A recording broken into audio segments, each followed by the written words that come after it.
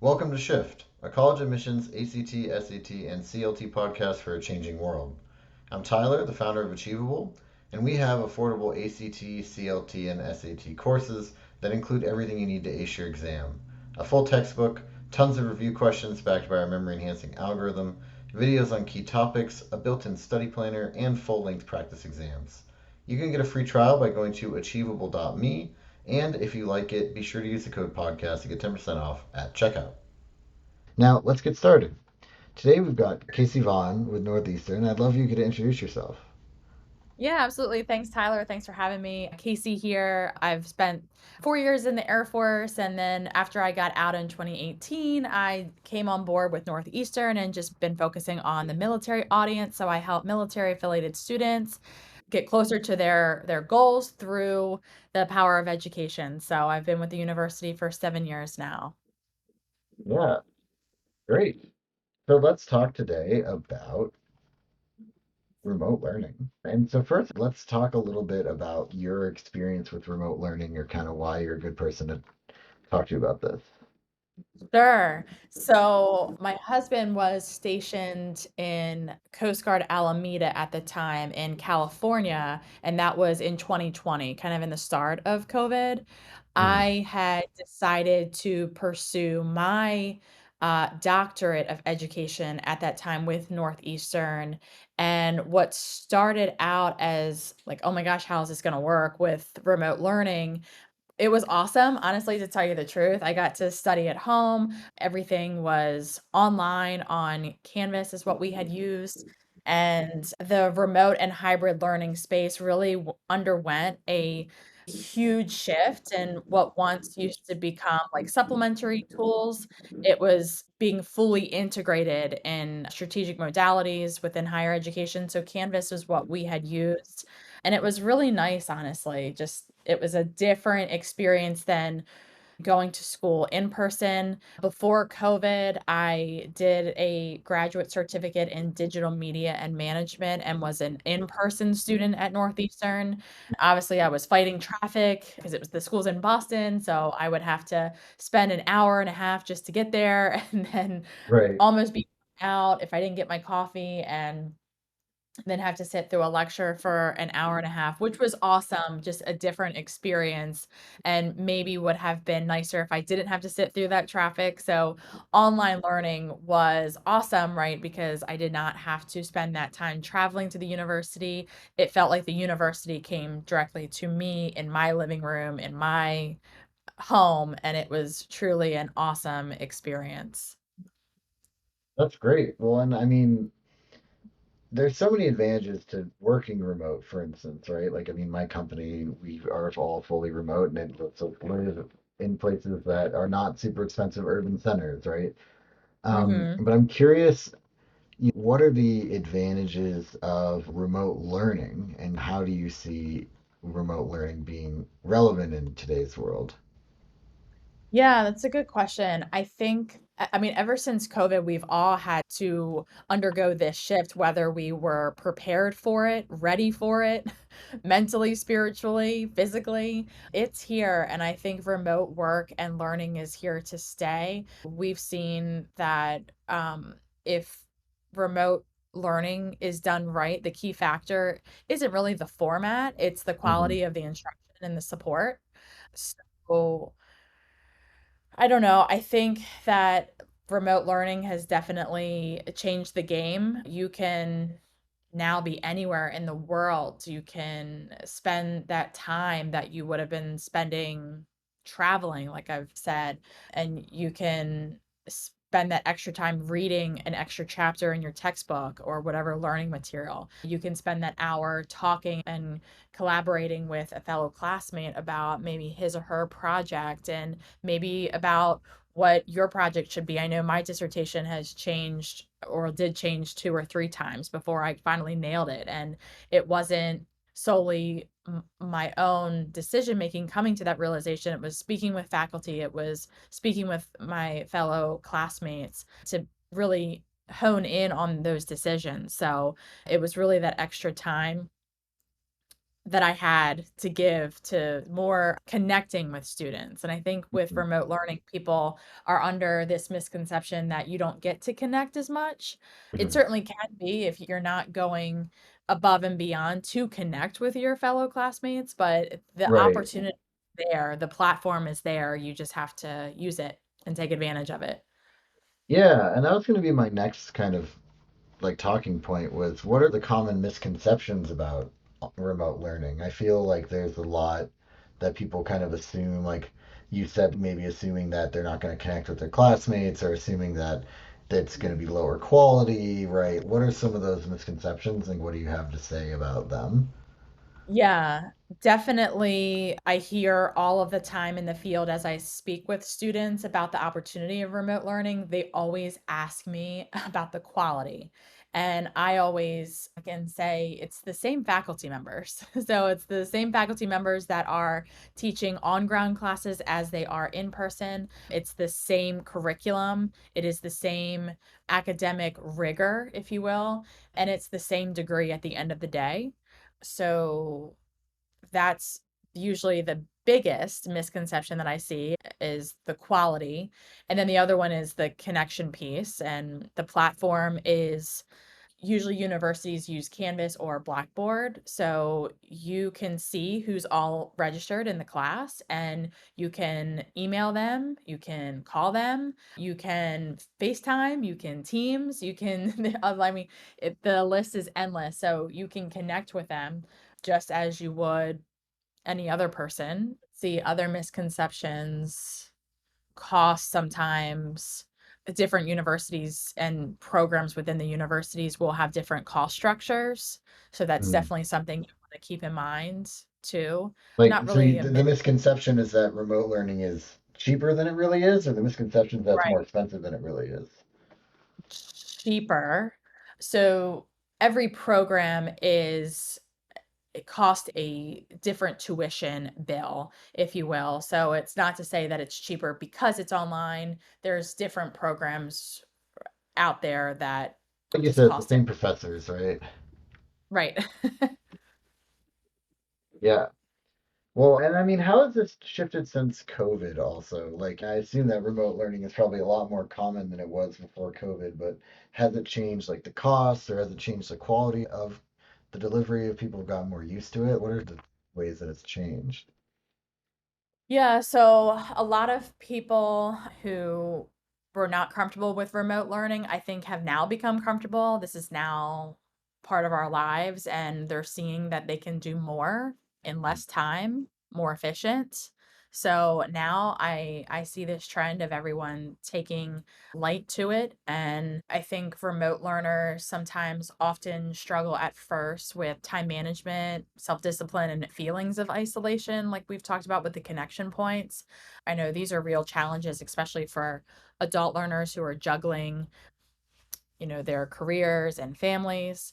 So I think time management is a huge piece. Yeah.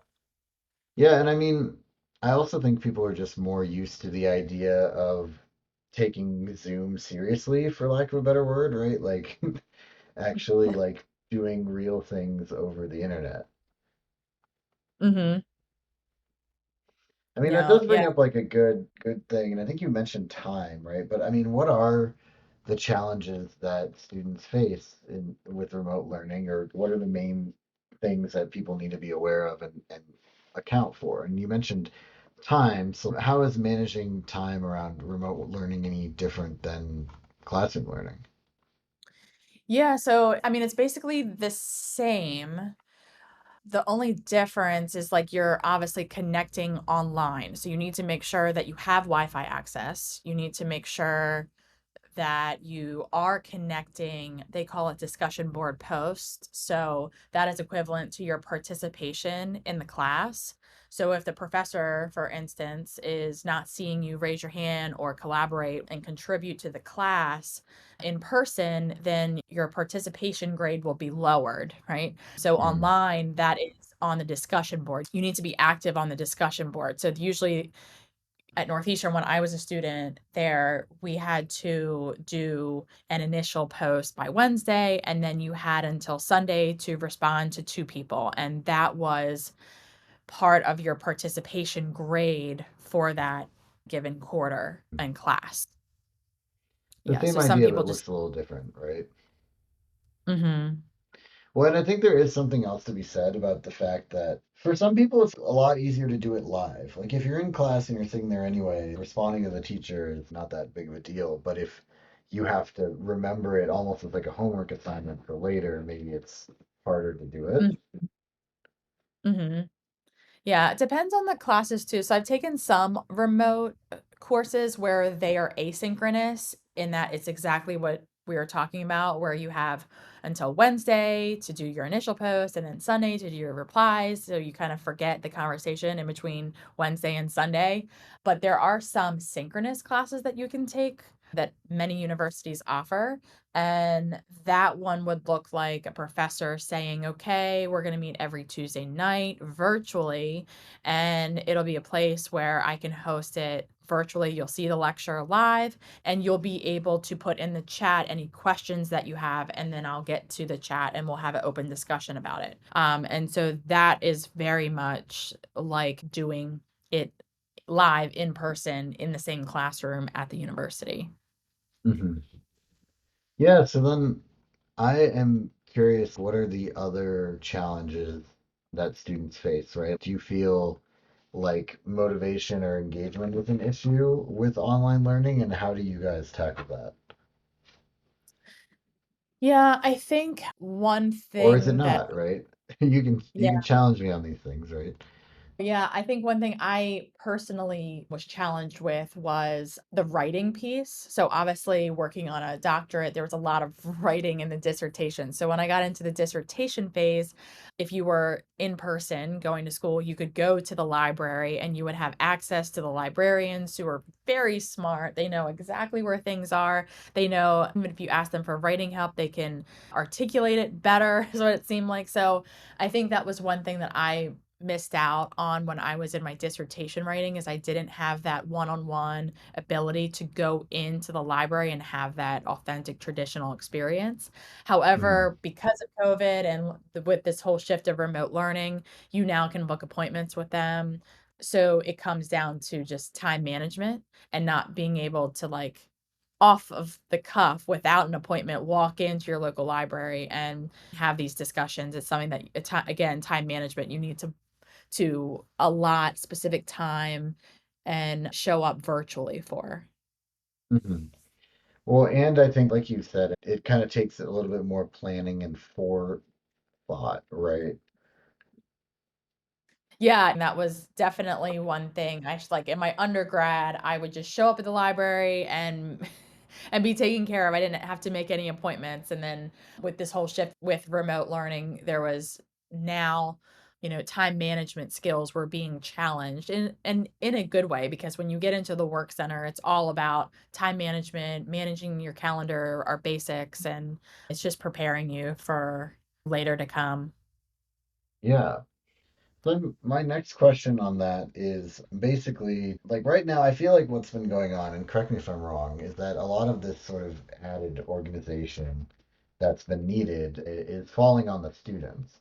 Do you feel like it's sort of the institution's responsibility to assist with this? And are there examples that you can think of as ways to help? I think like as we learn, as we adapt, as we change and shift different modalities, I think, from a learner perspective, it's a dual responsibility. It's self-responsibility on yourself as a student. And then I know many universities that do accommodate the student and meet them exactly where they are. There's academic advisors that are always willing to help. I know my academic advisor was on speed dial. So anytime I said, "Hey, I'm really struggling with this in particular." And one of those was formatting to become published. That was something I really struggled with because there were so many different rules and it's your first time writing it. So that's where my academic advisor was helping and calling out all of these these support systems, people that could help both attached to the university, but also external, and how I go about getting the help that I need. So I think as we learn, as we shift, as we adapt, I think it's important to one, from the student, advocate for yourself, get a hold of people. If you don't know who to go to, just raise your hand and say, "Hey, I'm having a problem with this," and reaching out for help. And 9 times out of 10, if not 10 out of 10, you will get the help that you need. Hmm. Yeah, I think that's really good advice. And I mean, I think that there's also things that are kind of like maybe up to the individual professor, but that could probably be helpful, like building a calendar for people or things like that. And I imagine we'll see more of it as we kind of all get more used to this whole remote learning landscape. Yeah, totally. Like some fellow students had used like Google Docs to centralize everyone's work if we were working on a group project, and others wanted to use other things. So, I mean, we learned together, and it's also really cool coming together and seeing the different approaches that the students take, because you learn from students. You don't just learn from the faculty members, you're also learning from your fellow students. Like, I didn't even know that Airtables was a thing until recently. So I thought that was pretty cool. You just learn. You learn as you go and you learn from others. Yeah, yeah, I agree.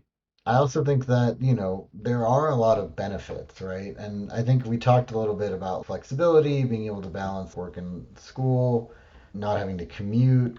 What are some other benefits that maybe are not as obvious or that people haven't thought about with remote learning? I think the flexibility honestly was huge for me. So 2020 and the start of all of this COVID, I worked for the university, 8:30 to 5, and I was going to school 5:01 till 12 midnight some nights, and then also had my first child. So throughout all of that, there was an immense amount of flexibility on when I could study, when I would read my readings for the week, when I would write my papers. If I had a bad night, meaning like the newborn was not sleeping and was fussy and I had to stay up with him all night, then in the morning hours, I could decide I'm going to read my materials before my newborn wakes up, and then I'll get to the discussion post on Wednesday and it'll be enough time. Hmm. So the flexibility for sure, I think, is the biggest advantage, and all the time that you save, right? Because I can't emphasize the traveling piece. So much time when I lived in just a major city was given to just the traveling to get to a place. So Hmm. now I have that time back where I'm allotting to anything that I want.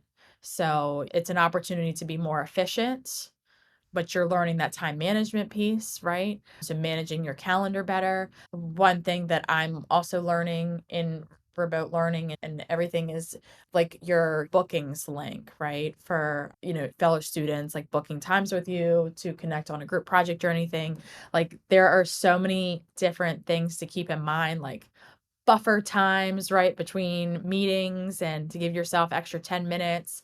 So things that aren't really well known in the in-person world, They're not like obvious, yeah. right, right. Now it's a whole new language. Hmm. Yeah. No, it makes a lot of sense. And not only is it a whole new language, but I think it is a different type of learning and one that you kind of have to take more responsibility yourself over, right? Like nobody's going to hold your hand and make you look at your computer. So Mhm. I'm curious, what's the advice that you have for people that are going into a remote learning or online learning situation that, you would advise them like to do essentially? Yeah, I think the first thing that I would recommend is to get a hold of your syllabus and your Hmm. schedule and look at all of the assignments that are due and then put that into your calendar immediately. Put reminders on it. if you're going out of town in any part of the class and things are due, I would suggest either getting a hold of your professor if you think that you need extra time and making sure the professor knows that well ahead of time that you're going to need extra time. Don't do it the day of. Or if you know you're going out of town July weekend and here we are in June, work on that project that's due that weekend in July now. That way you can turn it in early. So those tours It's are like the more proactive, be proactive and actually plan yes. ahead, I feel like. Yes, absolutely. And group projects are always interesting. So if you see any group projects that are coming up, make sure you're delegating and splitting up the work as quickly as possible, like on the first time that you're meeting, and have, this person is doing X, Y, and Z, this person is doing this, and making sure that everyone is on the same page and having those due dates. So if the overall project is due in July, then make sure in June you're meeting at least once a week and hitting those little deadlines within your group. That way, and give yourself, that buffer room, like maybe a week worth of proofreading and grammar, right? So give yourself that time, start early, not later, not the day of, not the night before. So again, it goes into that time management and being proactive for sure. Yeah, that's great. Well, great. And then I think my last question for you today is just how do you see remote learning evolving in the future? What does the future hold for this? Well, like AI is a huge topic right now, just not in higher education. It's everywhere. Mm. So honestly, I see more of that. If I would be a guessing woman, I would see more AI powered feedback, virtual reality simulations, and personalized learning paths that maybe are based on student behavior and goals.